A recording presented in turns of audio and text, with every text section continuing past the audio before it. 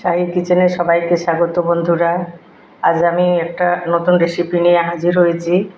এটা হচ্ছে বন্ধুরা লাচা পরোটা। খুবই সহজ উপায়ে ঘরোয়া লাচা পরোটা তৈরি করছি বন্ধুরা। আমি আটা মেখে রেখেছি, তার সাথে কয়েকটা গোলও বানিয়ে রেখেছি, আর একটু আলুর তরকারি করে রেখেছি বন্ধুরা। সাথে গাজর কুচি, শসা কুচি, টমেটো কুচি করে রেখেছি স্যালাড দেওয়ার জন্য সাথে।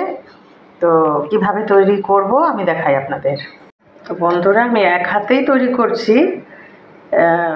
কেন আমাকে এক হাতে ভিডিও করতে হয়, তো যার জন্য আমার পক্ষে একটু অসুবিধা হয়। তো আমি কিভাবে লাচা পরোটাটা তৈরি করছি এক হাতেই আমি আপনাদের দেখাচ্ছি। এইভাবে একেবারে ঘরোয়া, আপনারা যে কোনো সময় যে কোনোভাবে এটা তৈরি করে নিতে পারবেন, কোনো ফারাক নেই অত। আমি তো আমাদের বাড়িতেও দেখেছি আমার মায়েরা ঝটাপট তৈরি করে নিত বন্ধুরা। তো এই আমি তৈরি করে ফেলেছি মোটামুটি দুটো তিনটে তৈরি করেছি, দুটো লেচি কাটা আছে বন্ধুরা। আরও তৈরি করব, কেন আমার বাড়িতে বেশ 10-15টা লাগবে। তো আপনারা দেখুন, এইভাবে আমি তৈরি করব। আবার আমি তৈরি করছি, দেখাবো আপনাদের, আপনারা দেখবেন। লাচ্চা পরোটা তৈরি হচ্ছে বন্ধুরা। তার সাথে আমি কয়েকটা বেলেও রেখেছি, আবার তৈরি করতে চলেছি বন্ধুরা। লেচি কাটা আছে,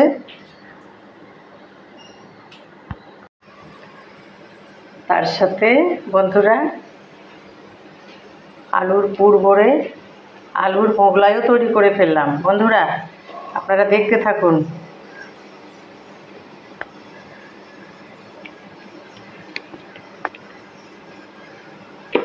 জানি না, আমি হয়তো আপনাদের অত ভালোভাবে দেখাতে পারলাম না, কিন্তু খুব সুন্দর হয়েছে বন্ধুরা।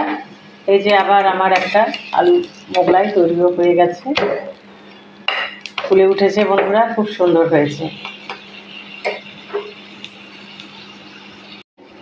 অসাধারণ হয়েছে বন্ধুরা। একেবারে ফুলে গেছে,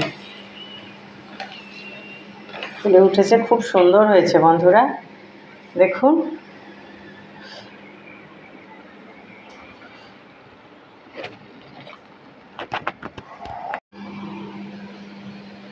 আজকাল সকালের ব্রেকফাস্ট বন্ধুরা একদম হেভি হয়েছে। তার সাথে আলুর পুর আছে, আছে স্যালাড, টমেটো কেচাপ আছে, আলু মোগলাই, তার সাথে লাচা পরোটা। আলুর পুরটা একটু কম ছিল বন্ধুরা, তাই আমি লাচা পরোটা তৈরি করে ফেললাম। এইভাবে আপনারাও তৈরি করতে পারবেন। আশা করি খুব ভালো লেগেছে আপনাদের আমার এই রেসিপিটা। যদি ভালো লেগে থাকে বন্ধুরা, লাইক, কমেন্ট, শেয়ার, সাবস্ক্রাইব করে আমার শাহী কিচেনের পাশে থাকবেন বন্ধুরা। আপনারা সকলে ভালো থাকবেন, সুস্থ থাকবেন। আসি, আবার দেখা হবে।